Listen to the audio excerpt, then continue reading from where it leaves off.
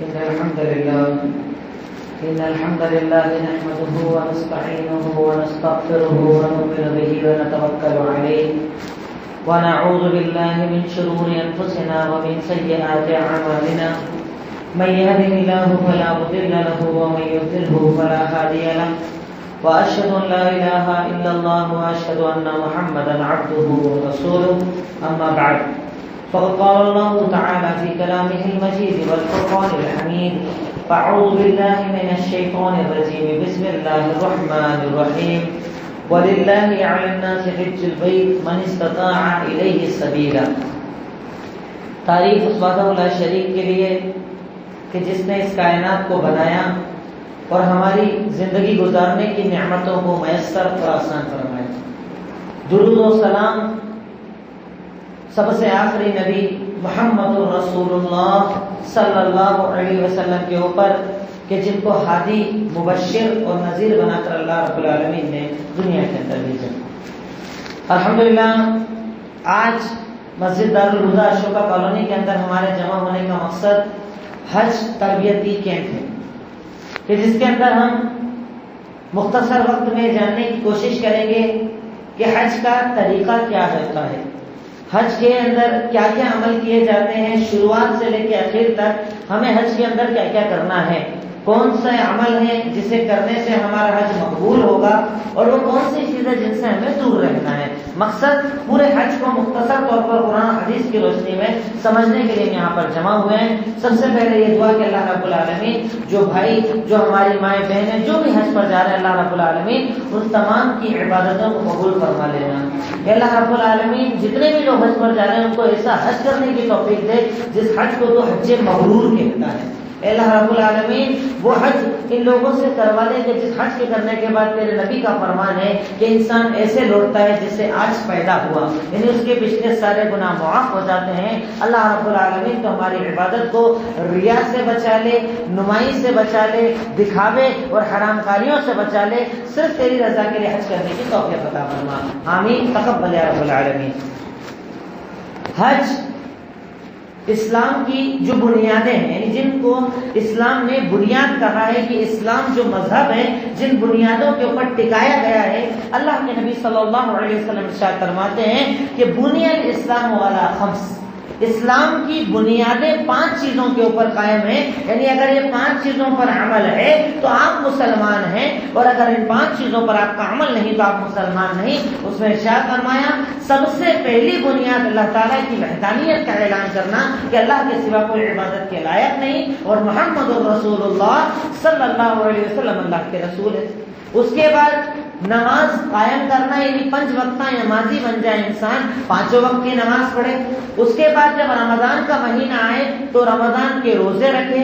اگر اللہ تعالیٰ نے مال دیا ہے تو اپنے مال اگر نصاب کو پہنچ جائے تو 2.5% زکات ادا کرے. اور 5ویں بنیاد اگر طاقت ہے, سبیل ہے, طاقت ہے, یعنی تیرے جسم میں بھی طاقت ہے, مال کے اعتبار سے تیرے پاس طاقت ہے تو حج کرنے کے لیے جانا اسلام کا فرض, اسلام کا رکن ہے جس پر اللہ رب العالمین نے اسلام کی بنیادوں کو رکھا. حج وہ عمل کہ جس کی فضیلت کے اندر اللہ کے نبی صلی اللہ علیہ وسلم ایک مرتبہ بیٹھے تھے, آپ سے صحابی رسول نے آ کر سوال کیا ای العمل افضل, کہ اس اسلام کے اندر سب سے افضل عمل کون سا ہے, سب سے پیارا عمل کون سا ہے؟ تو آپ نے کہا ایمان باللہ, اللہ تعالیٰ پر ایمان لانا. کہا اس کے بعد کیٹیگری کے اندر عمل بتائیے. کہا اللہ کے راستے میں جہاد کرنا. کہا اس کے بعد, کہا حج کرنے کے لیے جانا. حج کرنا اسلام میں سب سے جو افضل عمل بتائے گئے اس میں سے ایک عمل اللہ کے نبی نے بتایا, حج کرنے کے لیے جانا. دوسری فضیلت اللہ کے نبی صلی اللہ علیہ وسلم ارشاد فرماتے ہیں کہ العمرۃ الی العمرۃ کفارۃ لما بینہما والحج المبرور لیس له جزاء الا الجنہ, کہ عمرے کی فضیلت یہ ہے کہ عمرہ کرنے جب کوئی انسان جاتا ہے تو ایک عمرے سے سیکنڈ عمرے کے درمیان جتنے گناہ ہوتے ہیں عمرہ کرنے کی وجہ سے اللہ اسے معاف کر دیتا ہے. لیکن حج کا بدلہ یہ ہے کہ اگر کسی نے حج ویسا کر لیا جیسا اللہ تعالیٰ نے حکم دیا تو جنت کے سوا کوئی بدلہ ہی نہیں, ڈائریکٹ جنت. جنت کے سوا اس انسان کو کوئی بدلہ نہیں ہے جو حج مبرور کر کے آ جائے. اس کی ایک اور فضیلت اللہ کے نبی صلی اللہ علیہ وسلم ارشاد فرماتے ہیں کہ من حج فلم یرفث ولم یفسق، کہ اگر تم میں سے کوئی حج کرنے کے لیے جائے اور اپنے حج کے سفر کے اندر فحش باتیں نہ کرے، لا یعنی باتیں نہ کرے، فضول باتوں میں اپنا وقت ضائع نہ کرے، حرمت والے کام نہ کرے، حرام کاموں کے اندر نہ لگا رہے، یعنی اپنے ان دنوں کو صحیح طور پر اللہ کی عبادت میں استعمال کرے، تو جب وہ گھر واپس آتا ہے تو ایسا ہو جاتا ہے گویا کہ آج پیدا ہو، سارے گناہ معاف، ساری خطائیں معاف۔ تو اس سے یہ بھی پتہ چلتا ہے کہ ایک حاجی جب حج کرنے کے لیے جائے تو یہ کوشش کرے کہ اپنے وقت کو کہاں لگائے، اللہ تعالیٰ کی عبادت میں۔ خالی بیٹھا ہے، چلیے ٹھیک ہے، ہر وقت ضروری نہیں کہ انسان قرآن پڑھتا رہے، نماز پڑھتا رہے، خالی ہے 40 دن کا سفر ہے، 42 دن 50 دن تک کا سفر لوگوں کا ہوتا ہے، اب خالی بھی ہے، سبحان اللہ الحمدللہ اللہ اکبر۔ ورنہ عام طور پر یہ دیکھا جاتا ہے کہ حاجی حج تک تو معاملہ کل 4 دن پر ہوتا ہے، حج جیسے ہی ختم ہوا اب فری ہیں، غیبتیں شروع، چغل خوریاں شروع، لڑائی جھگڑے شروع۔ کئی لوگوں کو میں نے تو الحمدللہ 4 سال جب بھی حج کرنے گیا، حج کے سفر میں لوگوں کو دیکھا، یہاں تو وہاں سے ایسے تعلقات بنتے ہیں کہ زندگی بھر ختم نہیں ہوتے، یا ایسے لڑ کر آتے ہیں کہ چہرہ دیکھنا پسند نہیں کرتے۔ یہ سب کیوں؟ لایانی باتوں میں وقت لگانا، فضول باتوں میں وقت لگانا، اس کی غیبتوں میں وقت لگانا۔ تو اللہ کے نبی کہتے ہیں کہ اگر حج ایسا کیا کہ اس میں فحش باتیں نہ کی، الٹے سیدھی باتیں نہ کی، اپنے آپ کو دین پر لگایا، اللہ تعالیٰ کی رضا کے لیے سفر کو پورا لگایا، تو ایسے لوٹے گا گویا کہ وہ آج پیدا ہوا ہے۔ اور چوتھی فضیلت میں اللہ کے نبی کا وہ فرمان جو میں نے بتایا کہ والحج المبرور لیس له جزاء الا الجنہ، کہ حج مبرور یعنی ایسا حج اگر کر لیا کہ اس کے اندر گناہ کرنے سے آدمی بچ گیا تو جنت کے سوائے سے حاجی کا کوئی بدلہ نہیں ہے۔ تو سب سے پہلے جب انسان جائے تو کچھ چیزیں جو اس کے دماغ میں کلیئر ہونا چاہیے۔ پہلا، اپنے عقیدے کو یہیں سے صاف کر کے جائے کہ میرا عقیدہ صرف اللہ تعالیٰ پر، میرا ایمان صرف اللہ تعالیٰ پر، میرا یقین اور توکل صرف اللہ تعالیٰ پر، اور میرے حج کرنے کا مقصد صرف اللہ کی رضا۔ نہ کہ یہ کہ آنے کے بعد کارڈ پر حاجی صاحب لکھا جائے گا، حاجی عبد الوحید، حاجی عبد الفلاں فلاں، یعنی اگر اپنے نام کے آگے حاجی لکھوانا مقصد ہے تو ذرا جانے کے پہلے ہی اللہ تیرے حج کو تیرے منہ پر مار دے۔ سب سے پہلے نیت کا خالص ہونا، عقیدے کا خالص ہونا کہ اللہ تعالیٰ میرا مقصد صرف تیری رضا ہے، تیری رضا کے سوا میرا کوئی مقصد نہیں، اسی لیے میں دنیا کو دکھانا نہیں چاہتا، میں دنیا کو بتانا نہیں چاہتا، میرا مقصد دنیا کے لیے کاری نہیں، اللہ تعالیٰ میرا مقصد تیری رضا ہے۔ تو جانے کے پہلے آدمی نیت کو خالص کرے، کیونکہ اللہ کے نبی کا فرمان ہے انما الاعمال بالنیات وانما لکل امرئ ما نوى، کہ عمل کا دار و مدار نیت پر ہے، اور اللہ تعالیٰ ہر انسان کو وہی بدلا دیتا ہے جو وہ نیت کرتا ہے۔ سب سے پہلے عقیدے کو خالص کرنا، عقیدے کو اچھا بنانا، اس کے بعد دوسری اسٹیپ آتی ہے نمازوں کی یہیں سے پابندی کرنا، وہاں جا کر نہیں، ورنہ پتا چلا یہاں تو کنٹینیو بے نمازی، کبھی نماز پڑھتے ہی نہیں، وہاں گئے ٹوپی اترتی نہیں، داڑھی بھی صاف آ گئی۔ ہمارے یہاں کئی لوگ کیا سمجھتے ہیں کہ حلیہ بنانا ضروری ہے، کئی لوگ بول دیتے ہیں جملوں کے اندر ارے داڑھی بہت بڑھ گئی، وہ حج کرنے جانے والا ہوں نا اس لیے، گویا کہ وہاں جانے کے لیے میں الگ سے اپنے چہرے کے اوپر اتنا آگ لگا کر جاؤں گا کہ اللہ تعالیٰ مجھے پہچان نہیں پائے گا نعوذ باللہ اور مجھے معاف کر دے گا۔ ارے داڑھی ہمیشہ کی علامت ہے، ایک مومن کی نشانی ہے، تو میں اگر اتنے افضل عمل پر جا رہا ہوں کہ وہاں سے اگر میں آؤں گا تو نیا بچہ بن کر آؤں گا، تو جانے کے پہلے اپنے عمل کو سدھارنے کی کوشش کروں کہ میں نماز اگر اب تک نہ پڑھتا تھا پر اب سے انشاءاللہ نمازی بن جاؤں، اور ایسا نمازی بنوں گا کہ یہ حج میرے بعد کی زندگی کو بھی بدل دے گا۔ کئی لوگ ہمارے یہاں ہوتا ہے حج اس لیے کرنے نہیں جاتے رہے، حج کر لوں گا تو کاروبار چینج کرنا پڑ جائے گا، حج کر لوں گا نماز پڑھنا پڑے گی، حج کر لوں گا یہ اور وہ کرنا پڑے گا۔ گویا کہ ہمارے یہاں لوگوں کی تھنکنگ ہے کہ حج کے بعد ہی سب کرنا پڑتا ہے، اس کے پہلے کچھ فرض نہیں ہوتا، جبکہ یہ غلط نہیں ہے۔ ہر عبادت جو آپ کے اوپر فرض ہے بالغ ہونے کے بعد فرض ہو جاتی ہے، آپ بالغ ہو گئے ہر عبادت فرض ہو جاتی ہے۔ تو اس لیے آدمی نمازوں کی پابندی میں اپنے آپ کو مصروف رکھے، اسی طرح حلال رزق کی تلاش کرے، کیونکہ اگر آپ کی روزی حرام، اللہ تعالیٰ آپ کے حج کو قبول کرنے والا نہیں ہے۔ اللہ کے نبی ارشاد فرماتے ہیں ایک آدمی کے بارے میں جو عرفہ کے میدان تک چلا جاتا ہے، وہاں تک پہنچ جاتا ہے، کپڑے گندے اشعث اغبر، کہ کپڑے پورے دھول میں لگے ہوئے، کیونکہ احرام عام طور پر عرفہ پہنچتے پہنچتے تقریباً گندا ہو جاتا ہے، احرام بھی گندا ہے، بالوں کے اندر دھول لگی ہوئی ہے، بھوک پیاس کا عالم ہے، بہت زیادہ کھانا پینا وہاں موجود ہر ایک کے بعد نہیں ہوتا ہے، تکلیف کا ایک عالم ہوتا ہے، عرفہ میں بھیڑ کا عالم ہوتا ہے، اس عالم کے اندر، تکلیف کے اندر، کپڑے گندے، سر پہ دھول لگی ہوئی، اس گندگی کے عالم میں ایک آدمی اخلاص کے ساتھ آنکھوں میں آنسو لے کر ہاتھ اٹھا کر کہتا ہے یا رب، اے رب مجھے معاف کر دے، اے رب مجھے معاف کر دے۔ اللہ کے نبی کہتے ہیں کہ اس کا رونے کا کیا فائدہ کہ اس کے کپڑے جو یہ پہنا ہے وہ حرام روزی کے، سفر جو کر کے آیا وہ حرام روزی، حج کے لیے جو پیسہ بھرا وہ حرام روزی کا۔ اگر تیرا پیسہ حرام کا ہے فانا یستجاب لذالک، کیسے میں تیری دعاؤں کو قبول کروں؟ اللہ تیرے عمرے کو، تیرے حج کو تیرے منہ پر مار دے۔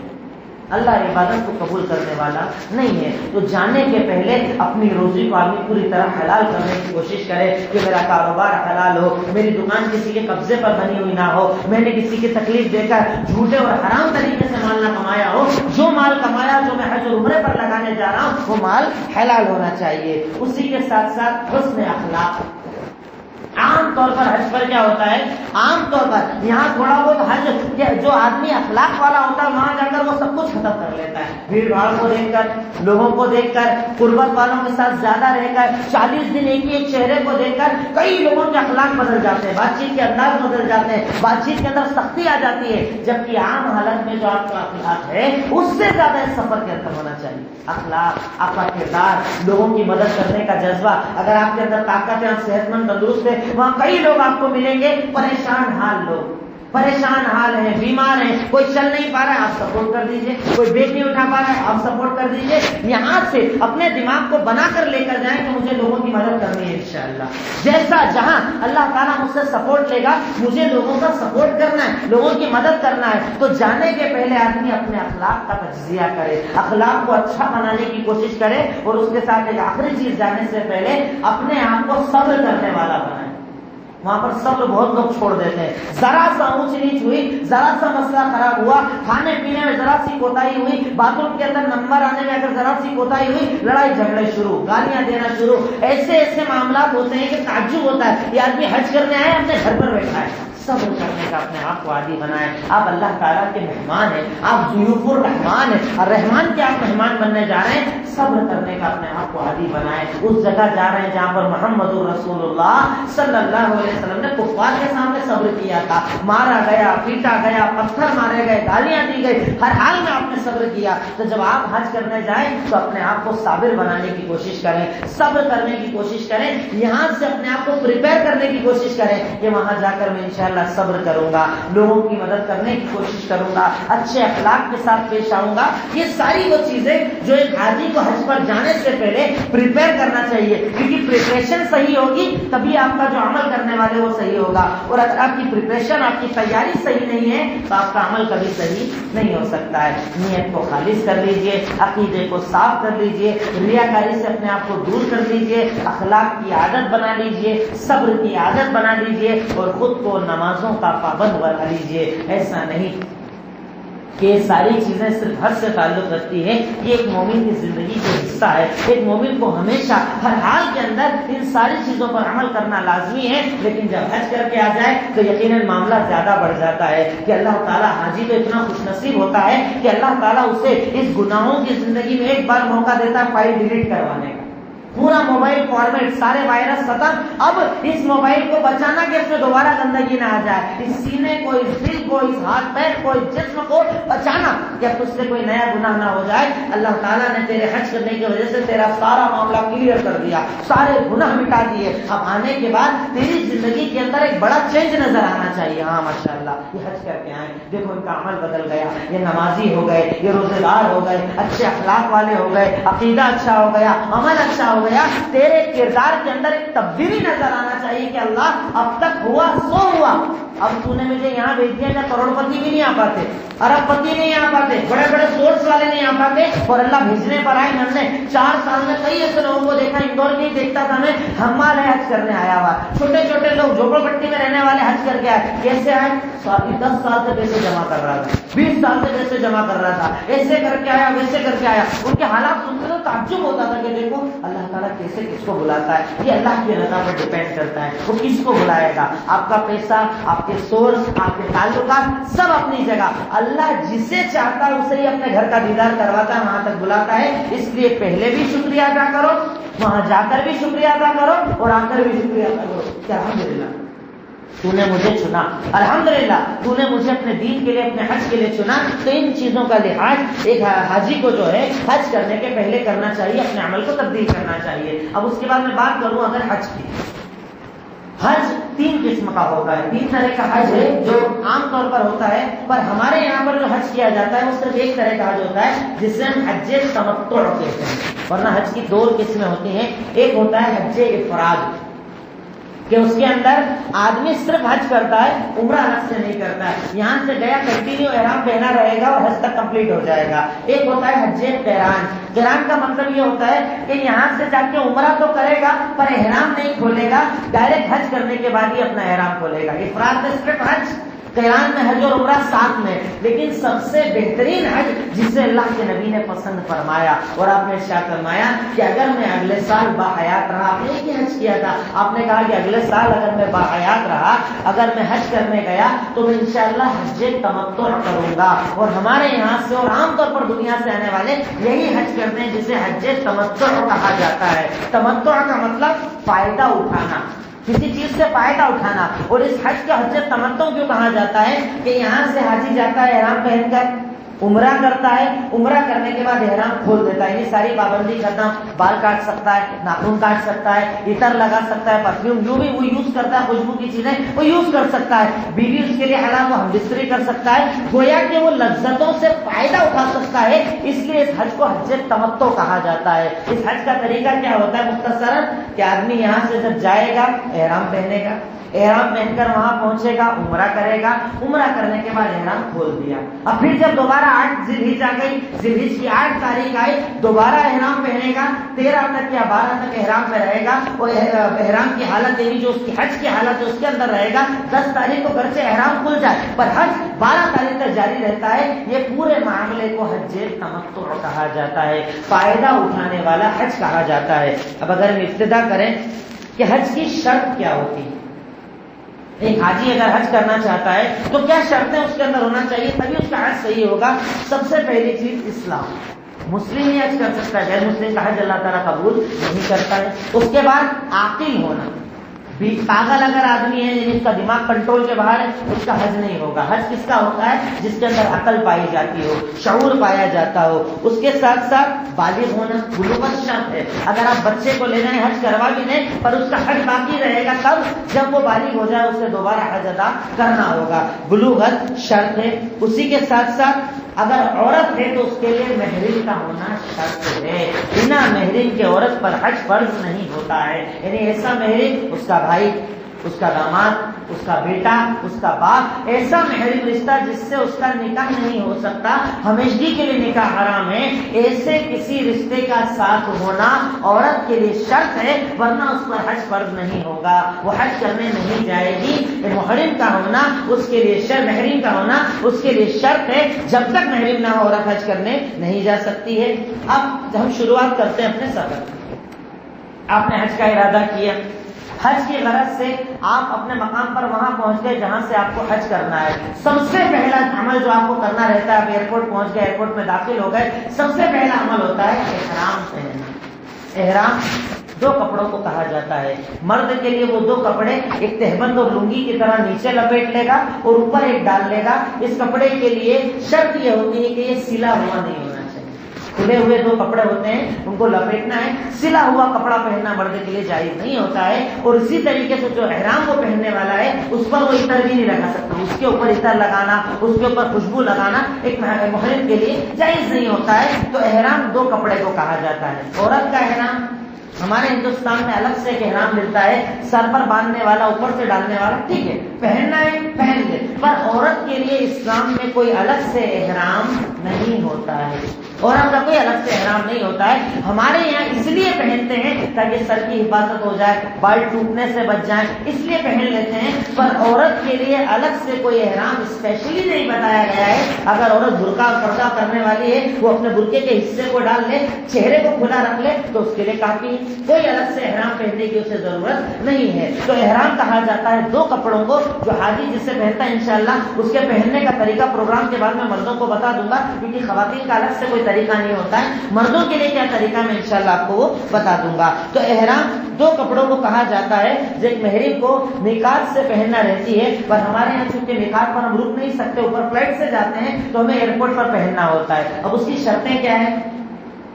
سنت یہ ہے کہ احرام پہننے کے پہلے آدمی غسل کر لے. اللہ کے رسول کا طریقہ تھا یسن، آپ کی یہ سنت تھی کہ آپ احرام پہننے کے پہلے غسل کیا کرتے تھے. غسل کر لیجئے، وضو بنا لیجئے، وضو بنانے کے بعد ان کپڑوں کو اتار کر اپنا احرام والا کپڑا پہن لیجئے. لیکن اس کے پہلے ایک چیز جو سنت، اس میں بہت لوگ کنفیوز ہوتے ہیں، بدن کے اوپر خوشبو لگانا سنت ہے، احرام پر خوشبو لگانا جائز ہے. بدن پر آپ خوشبو لگائیں. یعنی حضرت عائشہ صدیقہ کہتی ہے کہ اللہ کے نبی صلی اللہ علیہ وسلم جب عمرے کے لیے جاتے میں خود آپ کے بدن پر عطر لگایا کرتی تھی. عطر بدن کے اوپر آپ لگا سکتے ہیں، یہ سنت ہے، پر کپڑے کے اوپر لگانا جائز نہیں ہے. تو اس میں کیا ہوتا ہے، حاجی کنفیوز ہو جاتا ہے، کپڑے کے اوپر نہیں لگاؤں گا ٹھیک ہے، پر بدن سے تو کپڑے پر آ جائے گا نا، اس میں کوئی حرج نہیں، کوئی دقت والی بات نہیں ہے. اور یہ میں پہلے آپ کو ایک چیز بتا دوں کہ جو لوگ خاص طور سے پہلی بار جا رہے ہیں، وہاں جانے کے بعد ایک عجیب چیز میں نے دیکھی ہے، ہر آدمی وہاں مفتی بن جاتا ہے. عورتیں بھی مفتی، آدمی مفتی. یہ کیا دم لگے گا، وہ کیا دم لگے گا، تمہارا حج نہیں ہوا، یہ حرام وہ حلال. جس کو کوئی علم نہیں ہے، زندگی میں کبھی کتاب اٹھا کر قرآن اٹھا کر نہیں دیکھا، وہاں جا کر سارے مفتی بن جاتے ہیں. اس لیے اللہ کے لیے مفتیوں سے بچنا، ان مفتیوں سے دوری رکھنا. جو حلال جو چیز یہاں سے آپ سمجھ کر جا رہے ہو اس پر عمل کرنا الحمدللہ، اور اللہ کی ذات پر یقین رکھنا، قبول کرنے والا ہو. ورنہ اگر لوگوں کی سنو گے تو لگے گا حد سے زیادہ مشکل کوئی عمل ہی نہیں ہے. جبکہ اللہ تعالیٰ کہتا ہے کہ میں نے دین کو آسان بنایا ہے، پر ہمارے یہاں کے لوگ اسے جا کر وہاں پر مشکل بنا دیتے ہیں. تو پہلی چیز، احرام جب پہنے اس کے پہلے غسل کر لیجئے، وضو بنا لیجئے، جسم کے اوپر عطر لگانا سنت ہے وہ لگا لیجئے. اب اس کے بعد آپ احرام کے کپڑے کو اپنے اوپر ڈال لیجئے، لپیٹ لیجئے. جب آپ نے احرام پہن لیا، جب تک کہ آپ نے اعلان نہیں کیا، کیونکہ دیکھیے ہر عمل کی نیت دل میں کی جاتی ہے، پر عمرے اور حج کی نیت زبان سے کی جاتی ہے. ایک ہی عمل اسلام کے اندر جس کی نیت زبان سے آپ کو کرنا ہوگی. اب آپ نے احرام پہنا، احرام پہن کر جب تک آپ نے نیت نہیں کی تب تک آپ کی شرطیں شروع نہیں ہوگی جو احرام کی پابندیاں ہیں. لیکن جب آپ کہہ دیں گے اس میں طریقہ کیا ہوگا، حج سے تمتع کرنے والا جب یہاں سے جائے گا تو چونکہ وہ پہلے عمرہ کرے گا بعد میں حج کرے گا، تو آپ احرام پہننے کے بعد آپ فلائٹ میں بیٹھے، آپ کو تھوڑی دیر بعد چلیں گے، اعلان ہوگا کہ میقات پر سے آپ گزرنے والے ہیں، میقات آنے والی ہے. جب میقات آ جائے تو میقات، یعنی میقات اس جگہ کو کہا جاتا ہے جہاں سے احرام پہنا جاتا ہے. مکہ کے چاروں طرف ایسی میقات موجود ہے، کہیں یلملم ہے، کہیں جحفہ ہے، کہیں ذوالحلیفہ ہے. 4 طرح کی میقات، یعنی چاروں طرف سے جو انٹری کریں گے، چاہے نیچے سے آئے چاہے اوپر سے آئے، سب کو اس جگہ سے نیت کرنا ہوتی ہے. احرام آپ لوگ پہن چکے ہیں، اب آپ کو صرف اتنا کرنا ہے کہ آپ جب میقات پر پہنچیں گے آپ جملہ کہیں گے اللہم لبیک عمرتن. کیا کہیں گے؟ اللہم لبیک عمرتن، اے اللہ میں حاضر ہوں عمرے کے لیے. اب جیسے ہی آپ نے یہ نیت کی ساری پابندی شروع ہو جائے گی. اب جیسے ہی آپ نے کہا اللہم لبیک عمرتن، اب آپ کو اس کے بعد تلبیہ پڑھنا ہے. پڑھ کر بتائیے تلبیہ کیا پڑھیں گے؟ لبیک لبیک اللہم لبیک لبیک لا شریک لک لبیک ان الحمد والنعمت لک والملک لا شریک لک. یہ کلمہ آپ کو یہاں سے لے کر جب تک کہ آپ مطاف کے اندر نہ اتر جائیں، یعنی طواف کرنے کی جگہ تک نہ اتر جائیں، کنٹینیو آپ کو تلبیہ پڑھتے رہنا. اور اس میں ایک چیز پر غور کرو، اللہ تعالیٰ آپ کو بلانے سے پہلے توحید کا اعلان کرا. توحید کی اہمیت کو سمجھو، عقیدے کی اہمیت کو سمجھو. عقیدہ کتنا اہم ہے کہ عمرے کے لیے ابھی آپ میقات پر آئے ہو، سب سے پہلے اللہ کیا بول رہا ہے؟ بولو لبیک اللہم لبیک. بولو اللہ حاضر ہوں، اللہ حاضر ہوں، تیرے سوا کوئی شریک نہیں ہے، تو ہی ایک معبود، تو ہی ایک خالق، تو ہی ایک مالک. تیری توحید میرے خون میں بس گئی، تیری توحید میرے عمل میں بس گئی. اب میں تیرے سوا کسی اور کی عبادت نہ کروں گا. مر جاؤں، روزی آئے نہ آئے، کاروبار چلے نہ چلے، اولاد ملے نہ ملے، میں کبھی بھی تیرے در ہونا چھوڑوں گا. یہ اعلان حاجی کہاں پر کرتا ہے؟ میقات پر کرتا ہے. لبیک اللہم لبیک، اے اللہ میں حاضر ہوں، اے اللہ میں حاضر ہوں. اور جیسے ہی آپ نے کہا حاضر ہوں، اس کے بعد کچھ پابندیاں آپ پر شروع ہو جائیں گی جو اس وقت بھی رہیں گی اور حج میں بھی رہیں گی. یعنی جب تک آپ ان 2 کپڑوں کے اندر ہیں، عورت اپنے لباس کے اندر یعنی احرام کے اندر ہے، تب تک کچھ شرطیں آپ کے اوپر ہوتی ہیں. سب سے پہلی شرط، آپ بال نہیں کاٹ سکتے.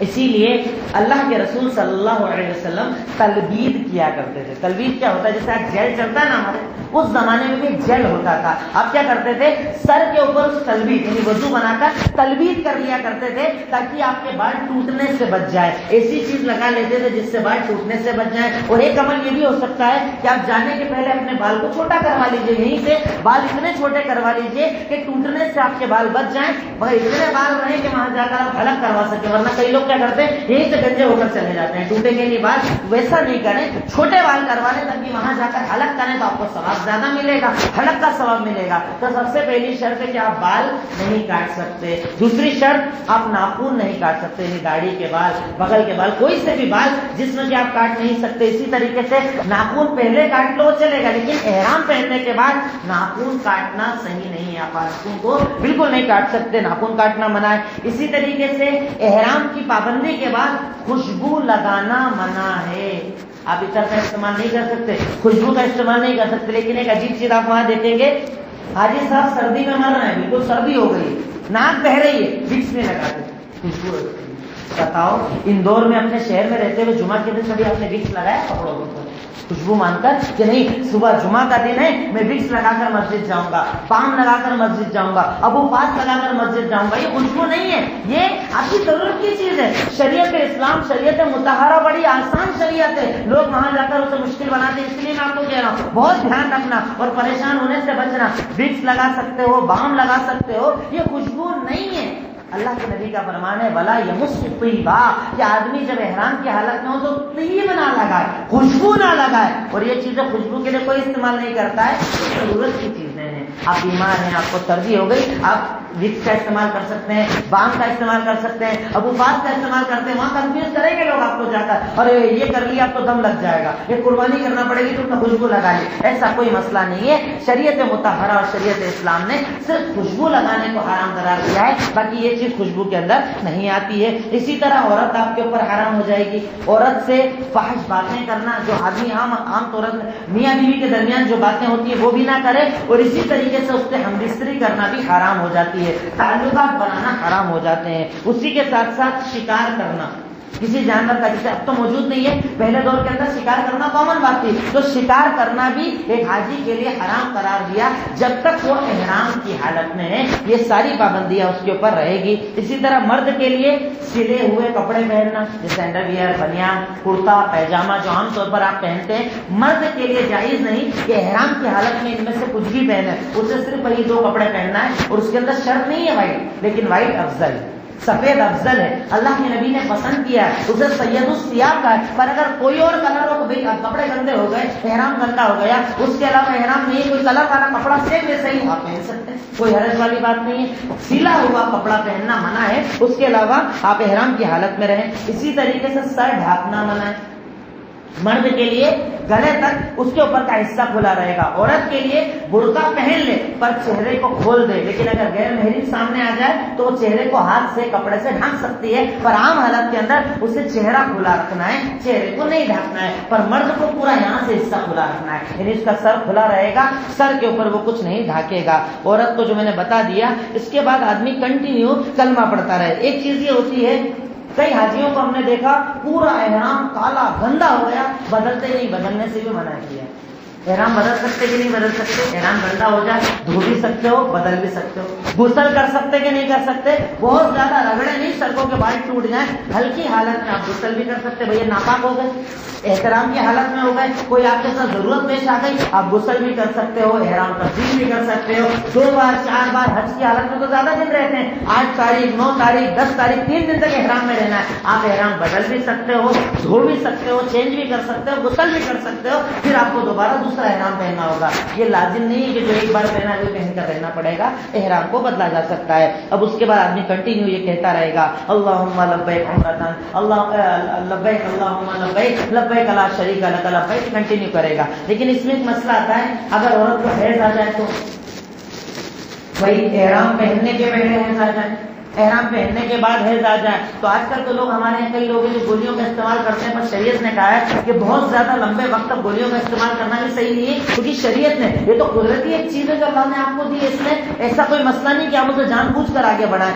پھر بھی ایک مسئلہ یہ ہوتا ہے کہ چونکہ زندگی میں ایک بار حج ملتا ہے، اگلی بار آدمی جا پائے نہ جا پائے، تو اس صورت میں علماء نے کہا ہے کہ اگر 4-5 روز کے پیریڈ کے لیے کوئی گولی کھا کر اسے آگے بڑھاتا ہے تو اس میں حرج نہیں، پر بہت زیادہ اس کو آگے بڑھانا کہ مکہ کا پورا دور نکال دوں، یہ صحیح نہیں ہے، کیونکہ اس سے آپ کے جسم پر تکلیف آ سکتی ہے۔ پر اگر کسی عورت کو جانے کے پہلے حیض آ جائے یا وہاں احرام پہننے کے بعد حیض آ جائے، کوئی حرج والی بات نہیں، وہ اپنے کپڑے اگر گندے ہو جائیں تبدیل کر لے، سارے عمل وہ کرے گی، یعنی عمرے کے اندر بھی جو ہوتے ہیں طواف کے علاوہ ہر عمل اس سے کرنا ہے، وہ تلبیہ بھی پڑھے گی، وہ وہاں پر جا کر صفا مروہ کی صحیح بھی کرے گی، صرف مطاف کے اندر نہیں جائے گی، صحیح کے لیے باہر سے بھی راستہ بنا ہوا ہے، باہر سے جائے صحیح کر کے آ جائے، اس کے بعد اپنا احرام کھول دے، جب پاک ہو جائے تب جا کر وہ طواف کرے گی۔ اسی طرح حج کی حالت میں اگر حیض آ جائے سارے عمل سارے ارکان کرے گی سوائے طواف کے، یعنی مسجد کے اندر نہیں جانا ہے، نماز نہیں پڑھنا ہے، باقی اس کے علاوہ جو عمل حاجی کر رہا ہے وہ کرتی رہے گی، جب پاک ہو جائے تب وہ جا کر وہاں سے طواف کر سکتی ہے۔ اب اس کے بعد مکہ آپ پہنچے، مکہ پہنچنے کے بعد چونکہ آپ جانتے ہیں مکہ کا اپنا ایک مقام ہے، اپنا ایک مرتبہ ہے، اللہ تعالیٰ نے اسے حضرت ابراہیم کی زبان حرم بنایا ہے، بڑی افضل وہ جگہ ہے، وہ جگہ جہاں سے اسلام کا آغاز ہوا، وہ جگہ کہ جہاں پر حرم میں اگر کوئی نماز پڑھے اپنی عام نماز سے 1,00,000 گنا زیادہ ثواب ملتا، 1,00,000 گنا زیادہ اس حرم کا ثواب ہے۔ اب حاجی یہاں سے گیا، اس میں کئی لوگ کیا کرتے ہیں، جیسے آپ یہاں سے سفر لمبا ہوتا ہے، 5 گھنٹے پہلے ایئرپورٹ پہنچ گئے، پھر 5 گھنٹے سفر میں، کبھی کسی کو 10 گھنٹے لگ جاتے ہیں، جدہ پہنچے پھر 5 گھنٹے میں آپ پہنچے، اب اپنی ہوٹل میں پہنچتے لوگ بھاگتے ہیں سیدھے عمرہ کرنے کے لیے۔ غلطی کبھی نہ کریں، پہلے آپ جائیں، کچھ ناشتہ کریں، تھوڑا سا آرام کر لیں۔ کیوں ہوتا کیا ہے کہ آدمی جلدی بازی میں وہاں پہنچا، اب طواف کر رہا، تھکن محسوس ہو رہی، عبادت سے زیادہ ٹینشن ہے، بھوک لگ رہی، صحیح کر رہا ہے، پیٹ کی حالت خراب ہے، پیروں کی حالت خراب ہے، سفر کر کے بھائی عمرہ آپ کا ایک مقصد ہے، اس مقصد کے لیے آپ جا رہے ہو، تو مقصد کے لیے اپنے آپ کو پریپیئر تو کرو، تیار تو کرو، آپ کا جسم تیار ہو، ناشتہ کیا ہوا ہو، آپ کے جسم تیار ہو، تاکہ عبادت کرنے میں مزہ آئے۔ کیونکہ شریعت تو وہ شریعت ہے کہ جس میں اللہ کے نبی صلی اللہ علیہ وسلم کا فرمان کہ اذا قدم العشاء فقدوا فيه قبل ان تصلوا المغرب، کہ عام طور پر کھانے کا معمول مغرب بعد کا ہوتا ہے، لوگوں کو کرنا چاہیے، سبق سن لینا چاہیے، لیکن اگر بھوک لگی ہوئی ہو تو مغرب بھی بعد میں چھوڑو، پہلے کھانا کھا لیا کرو۔ نماز کو بھی کہا گیا کہ کچھ تاخیر کرنا پڑے کر دو، پر خالی پیٹ عبادت مت کرو، کیونکہ عبادت میں تمہیں مزہ نہیں آئے گا، دل نہیں لگے گا۔ تو آدمی جب وہاں پہنچے، حاجی وہاں پر پہنچے، پہلے آرام سے سکون سے ہوٹل لے لیا، اپنا کمرہ لے لیا، ناشتہ کر لیا، تھوڑا سا آرام کر لیا، پھر سکون کے ساتھ وضو بنائے۔ اب اس کے بعد اس کا عمرہ شروع ہوگا۔ عمرے کے لیے کہاں جانا ہے؟ سب سے پہلے آپ کو مطاف میں اترنا رہے گا۔ مطاف میں اترنے کے پہلے کنٹینیو کیا پڑھنا ہے آپ کو؟ تلبیہ۔ لیکن جیسے ہی آپ مطاف کے اندر آ گئے، طواف کرنے کی جگہ آ گئے، تلبیہ بند۔ اب کئی لوگ کیا کرتے ہیں، یہاں پر آنکھ بند کر کے چلتے ہیں، پہلی نظر کعبہ پہ پڑے گی، جو دعا مانگی وہ قبول ہو جاتی ہے، تو آنکھ بند کر کے اس کو ٹکر مار رہے ہیں، اس کو ٹکر مار رہے ہیں، ادھر ٹکرا رہے ہیں، ادھر ٹکرا رہے ہیں۔ یہ شریعت کا طریقہ ہے۔ آنکھیں کھلی رکھیے، اللہ نے آنکھیں دیکھنے کے لیے دی ہے، آنکھوں کا استعمال کیجیے، آنکھیں کھلی رکھیے۔ اور کہیں کسی صحیح حدیث میں یہ چیز ثابت نہیں کہ کعبہ پر پہلی نظر پڑ کر کوئی دعا مانگی جائے اللہ قبول کرتا ہے۔ ارے حاجی کی تو اللہ ویسی ساری دعا قبول کرتا ہے، عمرے کی تو ہر دعا اللہ تعالیٰ قبول کرتا ہے، کنٹینیو جو آپ دعا مانگے۔ پر ہاں یہ مسنون ہے کہ آدمی جب طواف کے اندر آئے تو سب سے پہلے دعا کرے۔ طواف کے لیے آپ مطاف میں اترے، اچھا اس کے لیے بھی لوگوں نے گیٹ بھی ڈھونڈتے ہیں، باب السلام کہاں ہے؟ اب وہاں پر کوئی باب نہیں ہے۔ کئی لوگ وہاں جا کر جو بدعتیں کرتے ہیں، ویسے الحمدللہ ہمارا تو عقیدہ کلیئر ہے، پھر بھی ہماری ذمہ داری لوگوں کو بتائیں۔ کئی لوگ جانے کے بعد کعبہ میں جو اب گیٹ بنائے گئے، ابھی لیٹسٹ ہمارے سامنے گیٹ بنے، اسے چومنے لگتے ہیں۔ کیا اللہ کے نبی نے بنائے؟ کیا صحابہ کرام نے بنائے؟ سب لیٹسٹ کنسٹرکشن ہے، کسی چیزوں کو چومنا، ان سے تبرک حاصل کرنا، یہ شریعت کا طریقہ نہیں۔ آپ جائیں، جس بھی گیٹ سے آپ کو آسانی ہو آپ انٹری کر سکتے ہیں۔ اس دور میں کچھ دروازے تھے جس سے اللہ کے نبی داخل ہوتے تھے، پر آج وہ دروازے نہیں، چینج ہو چکے ہیں، سارا نیا کنسٹرکشن ہو چکا ہے۔ کیونکہ اس وقت میں پورا مکہ جو تھا آج صرف وہ کعبہ ہے، پورا مکہ جتنا بڑا تھا آج صرف وہ کعبہ کے اندر انٹری داخل ہو چکا ہے، اتنا بڑا الحمدللہ مطاف بنا دیا گیا ہے، پورا حرم بنا دیا گیا ہے۔ آپ مطاف کے اندر اتریں، مطاف میں اترنے کے بعد آپ پہلے دعائیں مانگیں، تھوڑی سی دیر سائڈ میں کھڑے ہو کر جہاں سے لوگوں کو تکلیف نہ ہو، اس چیز کا لحاظ پورے حج کے اندر کرنا کہ کبھی کسی کو تکلیف دینے کی وجہ مت بننا، ورنہ کیا کرتے ہیں لوگ بیچ جگہ پہ کھڑے ہو کے دعائیں مانگ رہے ہیں۔ ارے آپ دعا تو مانگ رہے ہو، سنت عمل کر رہے ہو، پر مومنوں کو تکلیف دینا تو حرام ہے نا۔ راستہ روک لیتے ہیں، بیچ میں بیٹھ جاتے ہیں، کبھی یہ عمل نہ کریں۔ کارنر پر بیٹھے، سائڈ میں بیٹھے یا ایک جگہ کھڑے ہو کر آپ طواف کرتے ہیں، طواف اسٹارٹ کرنے کے پہلے اللہ تعالیٰ سے دعائیں مانگے، اللہ میری عبادت کو قبول کر لینا،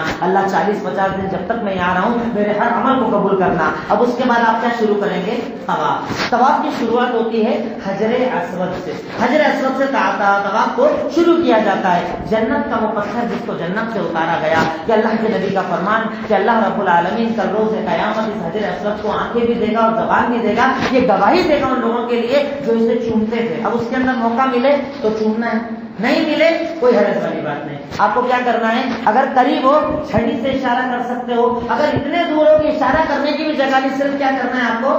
بسم اللہ واللہ اکبر، اس کا چومنا نہیں۔ ہمارے لوگ کیا کرتے ہیں؟ بسم اللہ اللہ اکبر بولتے ہیں اور ہاتھوں کو چومتے ہیں۔ صرف حجر اسود کو چومنے کا حکم ہے، ہاتھوں کو چومنے کا حکم نہیں ہے۔ اس میں ایک اور غلطی کیا کرتے ہیں؟ حجر اسود کو چومنے کے لیے مرد تو مرد، عورتیں بھی اندر چلی جاتی ہیں، پردہ غائب، کپڑے ہٹ جاتے ہیں، کئی مرتبہ دوپٹے اتر جاتے ہیں۔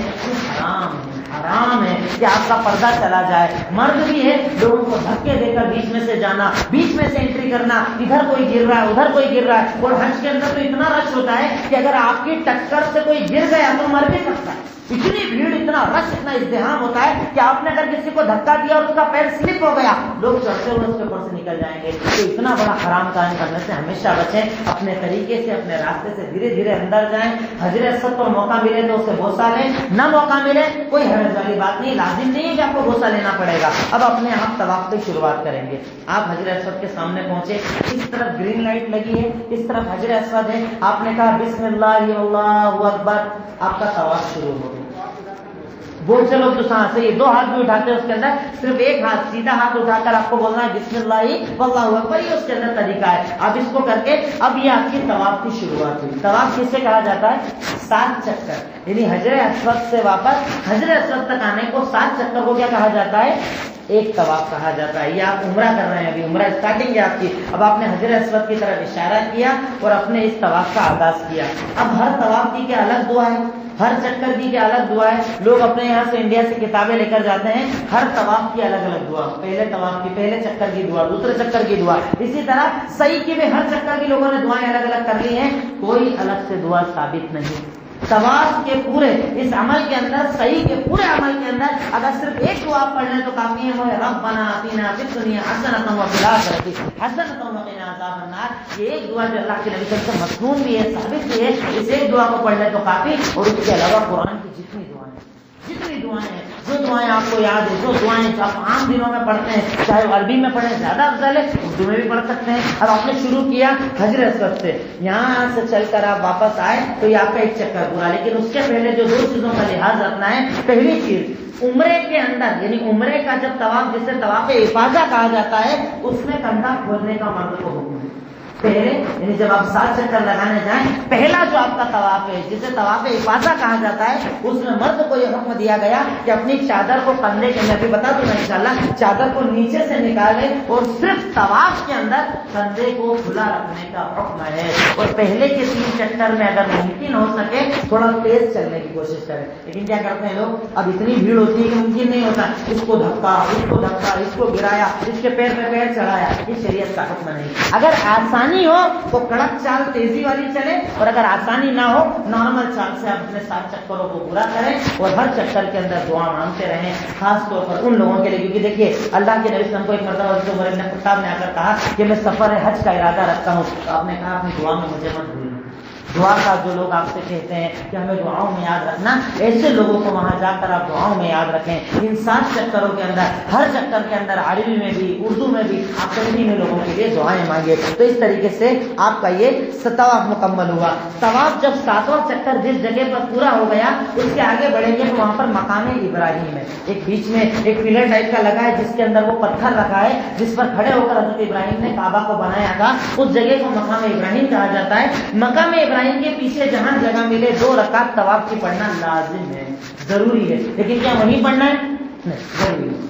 اب اتنا زیادہ ازدحام ہوتا ہے، اگر موقع ملے تو وہاں پڑھیں، نہ موقع ملے پورے کعبہ کے اندر کہیں پر بھی آپ ان 2 رکعت کو پڑھ سکتے ہیں. اور یہ 2 رکعت جب بھی آپ طواف کریں گے تب آپ کو پڑھیں، جب بھی طواف کریں. یعنی بھائی عمرہ ختم ہو گیا، فری آپ کرنا کیا، طواف ہی کرنا ہے. جب بھی آپ طواف کریں، طواف کہا جاتا ہے 7 چکر کو، 7 چکر جب بھی پورے ہوں 2 رکعت نماز پڑھنا واجب ہے، پڑھنا ہے. یہ طواف کی 2 رکعت ہے. اور اسی کے ساتھ ساتھ طواف جب مکمل ہو گیا، آپ نے 2 رکعت نماز پڑھ لی، اب اس کے بعد آپ کو کہاں جانا ہے، صحیح کرنے کے لیے جانا ہے. یا تو عمرہ چل رہا ہے، صحیح کرنے کے لیے جائیں تو وہاں پر مسنون ہے زمزم پینا.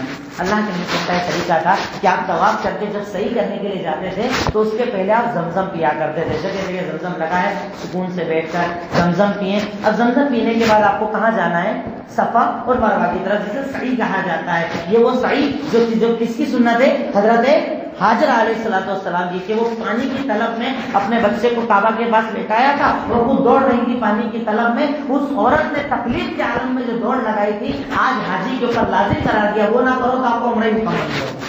طواف آپ نے کر لیا، طواف کرنے کے بعد آپ کو سعی کرنے کے لیے جانا ہے. سعی کرنے کے طواف کرنے کے لیے ایک چیز بھول گیا، طواف کرنے کے بعد جو 2 رکعت نماز پڑھیں گے اس کے اندر سنت یہ ہے کہ پہلی رکعت میں قل یا ایھا الکافرون پڑھیے اور دوسری رکعت میں قل ھو اللہ احد. یعنی پہلی رکعت میں سورۃ الکافرون اور دوسری میں سورۃ الاخلاص. یہ پڑھنا سنت ہے. پڑھ کر آپ صفا پہاڑی پر گئے. صفا پہاڑی پر جانے کے بعد ایک دعا ہے، قرآن کی آیت ہے جو اللہ کے نبی نے کہا کہ صفا پہاڑی پر جا کر پڑھنا چاہیے. اب صفا پر چڑھ جائیے. چڑھنے کے بعد دیکھیے اب تو 4 فلور ہو چکے ہیں. اگر کوئی معذور ہے تو ان کے لیے لاسٹ فلور پہ ایکٹیوا گاڑی ٹائپ کی موجود ہے، جو گاڑیاں وہاں پر کرائے پر ملتی ہے 50-100 ریال کے اندر، اس پہ بھی کر سکتے ہیں. اس کے نیچے کا فلور، اس کے نیچے کا فلور، اس کے نیچے بیسمنٹ، 4 فلور کر دیے گئے مسعی کے. جہاں آپ کو جیسا موقع ملے ہلکی سی چڑھائی بنا دی گئی ہے، اس پر چڑھیں، کعبہ کی طرف اپنا چہرہ کریں. یعنی کئی لوگ کنفیوز ہو جاتے ہیں، صفا کی طرف چہرہ کر کے دعائیں مانگتے ہیں. اپنے چڑھنا صفا کے اوپر ہے اور چہرے کو ٹرن کرنا ہے کعبہ کی طرف، اور پھر وہ آیت پڑھنا ہے ان الصفا والمروۃ من شعائر اللہ ومن حج البیت او اعتمر فلا جناح علیہ ان يطوف بهما، قرآن کی آیت. اور اس کے بعد وہ دعا اللہ اکبر لا الہ الا اللہ وحدہ لا شریک له له الملک وله الحمد وهو على كل شيء قدیر. لا الہ الا اللہ وحدہ انجز وعدہ ونصر عبدہ وہزم الاحزاب وحدہ. اس دعا کو لکھ لیجیے گا، یاد کر لیجیے گا، کیونکہ پورے عمرے کے اندر یہ 2 دعائیں جو آپ کو یاد کرنی ہے، بیسک 2 دعائیں. ربنا آتینا جو طواف کے اندر صحیح میں بھی پڑھنا ہے، اور یہ 2 دعا جو آپ کو صفا پہاڑی پر پڑھنا ہے، اسے یاد کر لیجیے گا. اس دعا کو آپ صفا پہاڑی پر چڑھے،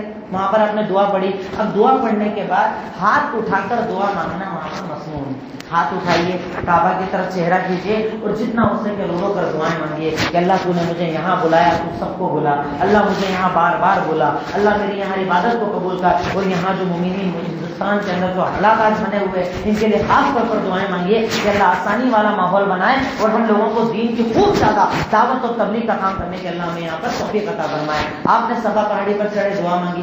اب یہاں سے آپ کو کہاں جانا ہے، مروہ کی طرف جانا ہے. بیچ میں گرین لائٹ لگی ہوئی ہے. اور اچھا کئی حاجی کیا کرتے ہیں، کندھا جو کھلا ہے، جو وہاں کھولا تھا وہ یہاں تک کھلا رہ جاتا ہے. نماز ہوگی کندھا کھول کے؟ نماز نہیں ہوتی.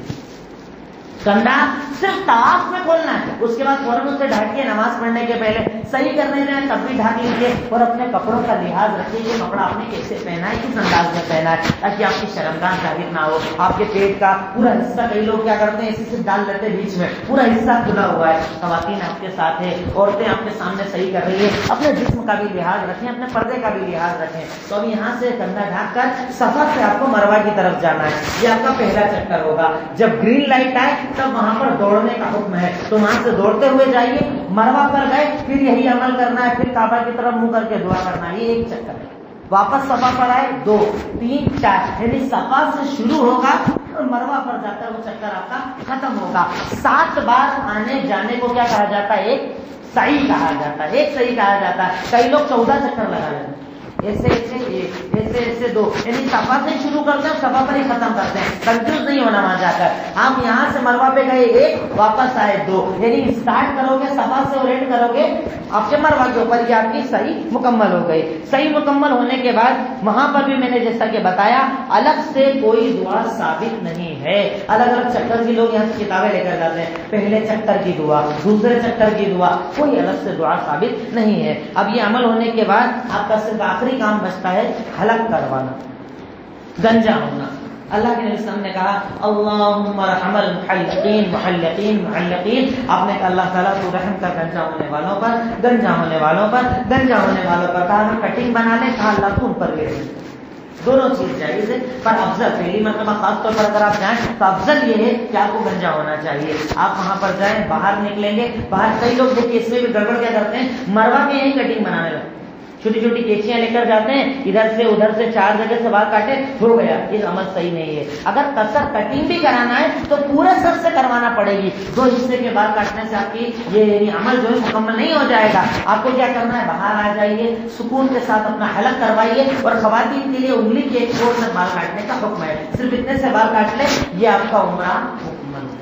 عمرہ یہاں پر الحمدللہ آپ کا مکمل ہو گیا. اب اس کے بعد آپ فری ہیں، آپ کا کوئی عمل نہیں ہے وہاں پر کہ جو الگ سے کوئی عبادت کرنی ہو، تو اس کے اندر آپ کوشش کریں جتنے دن یہاں پر رہیں طواف کرتے رہیں. ہر نماز کی کوشش کریں کہ حرم میں ہی جا کر نماز پڑھنے کا آپ کو موقع ملے، کیونکہ وہاں اور یہاں کی نماز میں کتنا فرق ہے، 1 لاکھ گنا کس کو کہا جاتا ہے، اتنے سال کی عبادت کے برابر ہو جائے گا. اس لیے اس کی کوشش کریں اپنے وقت کو ضائع نہ کریں، اپنے وقت کو برباد نہ کریں. اور ایک اور چیز جو ہمارے انڈین لوگ کرتے ہیں، مسجد عائشہ سے ہر دن عمرہ، ہر دن صبح گئے اور عمرہ، ہر دن صبح گئے اور عمرہ. مسجد عائشہ کیا ہے، حضرت عائشہ صدیقہ سفر حج کے لیے گئی، حیض کی حالت میں آ گئی، آپ وہاں پر عمرہ نہ کر سکیں، آپ کے عمرے کا عمل نہ ہو پایا. تب اللہ کے نبی نے کہا کہ تم یہاں آؤ اور اس جگہ سے تم عمرہ کر لو. تو مجبوری اگر کسی عورت کی ہو، کوئی مجبوری والا معاملہ ہو جاؤ، عورت کے ساتھ معاملہ ہو، تو وہاں سے کر لے تو بھی سمجھ میں آتا ہے، ورنہ شریعت نے کہیں اس کو میقات نہیں بتایا.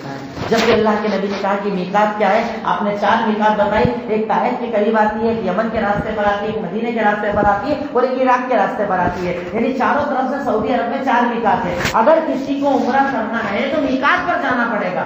مسجد عائشہ سے عمرہ کرنا صحیح نہیں ہے، وہاں کنفیوز ہو جائیں گے. ایسا لگے گا کسی پوری ہوٹل میں اپنا 3 ہی نہیں کر رہے، باقی تو سو رہے عمرہ کر رہے ہیں، ڈیلی عمرہ، روز جا رہے ہیں، روز آ رہے ہیں، روز جا رہے ہیں، روز آ رہے ہیں. اس چیز سے کبھی کنفیوز مت ہونا، کیونکہ حق کمی لوگوں کے پاس ہوتا ہے، صحیح جو ہوتا ہے نا وہ ہمیشہ کم ہوتا ہے. اسی لیے اسلام میں کوانٹٹی نہیں کوالٹی چلتی ہے. کوانٹٹی کا ٹینشن مت لینا، جتنے بھی غلط کریں، ہمیں جو طریقہ ہم نے شریعت اسلام قرآن و حدیث کی روشنی میں سکھا ہے اسی پر ہمیں عمل کرنا ہے. تو اس چیز کا لحاظ رکھیں کہ اتنے دن جو ہمارے پاس حج کے پہلے کے ہم اس کے اندر کوشش کریں عبادت زیادہ ہو، طواف زیادہ ہو، کیونکہ طواف بھی کسی اور کے نام کا نہیں ہوتا ہے. عمرہ